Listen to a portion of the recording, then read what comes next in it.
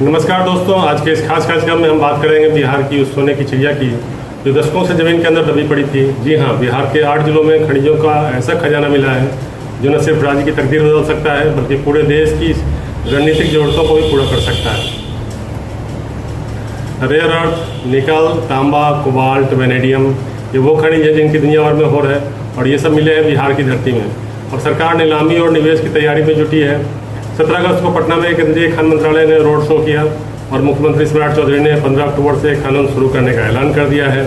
तो चलिए आज के इस सफ़र में हम आपको ले चलते हैं बिहार की उस ज़मीन पर जहां खनिजों का खजाना छिपा है और उस भविष्य की ओर जहां एक खजाना बिहार को देश का सबसे बड़ा खनिज हब बना सकता है। अब जानते हैं कहाँ कहाँ मिला खजाना। तो सबसे पहली बात, ये खजाना मिला कहाँ कहाँ। बिहार के खान एवं भूतत्व विभाग के अनुसार 8 जिलों में खनिज भंडार मिले हैं। रोहतास, गया, जमुई, बांका, नवादा, औरंगाबाद, जहानाबाद और भागलपुर। लेकिन हर जिले में क्या मिला ये जानना और भी दिलचस्प है। आइए जिला दर जिला जानते हैं। गया में निकल, क्रोमियम, पैलेडियम और प्लेटिनम ग्रुप एलिमेंट्स, यहाँ खिजरसराय प्रखंड के सपनेड़ी और रसियाटी में ब्लॉक चिन्हित हुए हैं।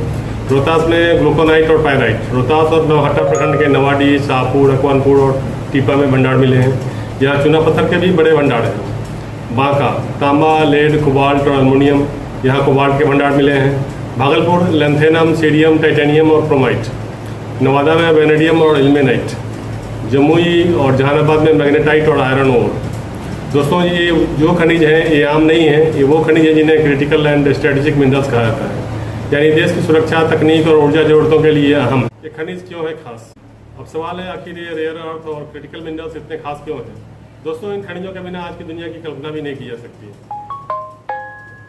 रेयर अर्थ एलिमेंट्स का इस्तेमाल मिसाइल गाइडेड सिस्टम्स, रडार उपकरण, फाइटर विमान, पनडुब्बी, ड्रोन, सैटेलाइट और परमाणु ऊर्जा में होता है। वहीं निकल और कोबाल्ट लिथियम आयन बैटरी के लिए जरूरी हैं जो इलेक्ट्रिक वाहनों और एनर्जी स्टोरेज सिस्टम में काम आते हैं। और सबसे बड़ी बात, चीन वैश्विक रेयर अर्थ माइनिंग का लगभग 70% हिस्सा कंट्रोल करता है। ऐसे में भारत के लिए अपने दम पर इन खनिजों का उत्पादन करना सामरिक दृष्टि से बेहद जरूरी हो जाता है। केंद्रीय कोयला एवं खान राज्य मंत्री सतीश चंद्र दूबे ने भी कहा कि ये खनिज उभरती तकनीकों, स्वच्छ ऊर्जा और प्रमुख उद्योगों के लिए सामरिक रूप से महत्वपूर्ण है। यानी बिहार की ये धरती अब देश की ताकत बनने जा रही है। अर्थव्यवस्था पर क्या होगा असर? अब बात करते हैं सबसे अहम सवाल की, इस खजाने से बिहार की अर्थव्यवस्था को कितना फायदा होगा। आंकड़े खुद बयां कर रहे हैं। एक्सपर्ट्स के अनुसार 14 बड़े खनिज ब्लॉकों की नीलामी से 5,000 करोड़ रुपए तक का रेवेन्यू मिल सकता है। वहीं राज्य सरकार का अनुमान है कि खनन से 3,000 करोड़ रुपए से अधिक का रेवेन्यू और 40,000 से अधिक प्रत्यक्ष रोजगार पैदा हो सकते हैं। मुख्यमंत्री सम्राट चौधरी ने खुद कहा कि इन खनिज संपदाओं से राज्य को सालाना 6 से 7,000 करोड़ रुपए का रेवेन्यू मिलेगा और इस राजस्व का इस्तेमाल जनता के हित और बिहार के विकास में किया जाएगा। लेकिन ये सिर्फ शुरुआत है। सरकार ने नवंबर तक 5 लाख करोड़ रुपए के निवेश का लक्ष्य रखा है और खनिज केंद्रों की स्थापना की भी योजना है। यानी ये सिर्फ खनन नहीं बल्कि एक पूरी इंडस्ट्री खड़ी करने की तैयारी है, नीलामी और निवेश की तैयारी। अब सबसे बड़ा सवाल ये है कि खजाना जमीन से बाहर कब आएगा और कैसे आएगा। 17 अगस्त 2026 को पटना के होटल मौर्या में एक बड़ा रोड शो हुआ। इसमें केंद्रीय मंत्री सतीश चंद्र दूबे, मुख्यमंत्री सम्राट चौधरी और खान मंत्री डॉक्टर प्रमोद कुमार मौजूद रहे। इस रोड शो का मकसद निवेशकों को आकर्षित करना था और इसकी तारीखें भी तय हो गई है। 30 नवंबर तक 30 से अधिक माइनिंग ब्लॉक आवंटित कर दिए जाएंगे और 15 अक्टूबर 2026 से बिहार में खनन कार्य शुरू हो जाएगा। खास बात यह है कि 44 माइनिंग ब्लॉकों में से 28 में सर्वे का काम पहले से ही आगे बढ़ चुका है और 8वें चरण में कुल 20 खनिज ब्लॉक नीलामी के लिए हैं। मुख्यमंत्री सम्राट चौधरी ने निवेशकों से कहा, आप पूरी तरह सुरक्षित हैं, बिहार सरकार हर तरह से आपका सहयोग करेगी। उन्होंने कहा कि सरकार निवेशकों के लिए अनुकूल माहौल बना रही है। यानी बिहार अब एक नए दौर में प्रवेश कर रहा है, खनन आधारित उद्योगों का दौर। चैलेंजेस और फ्यूचर। दोस्तों, जितना ये खबर रोमांचक है उतनी ही बड़ी चुनौतियाँ भी है। खनन के दौरान पर्यावरण को नुकसान न हो इसका ध्यान रखना होगा। मुख्यमंत्री ने खुद कहा है कि ऐतिहासिक और सांस्कृतिक विरासतों का संरक्षण सुनिश्चित किया जाएगा।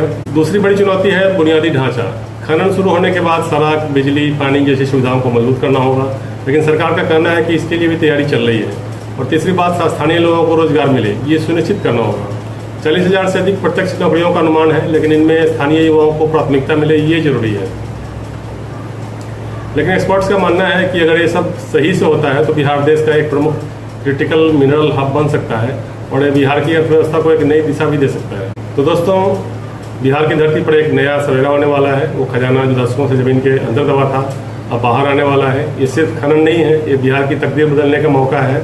रोहतास से गया, बांका से भागलपुर तक हर जिले में खनिज की मौजूदगी है। 15 अक्टूबर से खनन शुरू होगा और आने वाले महीनों में बिहार देश के खनिज मानचित्र पर एक नई पहचान बनाएगा। बिहार की ये कहानी सिर्फ खबर नहीं है, ये उम्मीद की कहानी है, बदलाव की कहानी है और हम इस बदलाव के गवाह बनने जा रहे हैं। तो बने रहिए हमारे साथ बिहार के इस नए सफर में हर खबर के लिए। नमस्कार, मैं हूं संजय कुमार, इंडिया अपडेट 24 के लिए।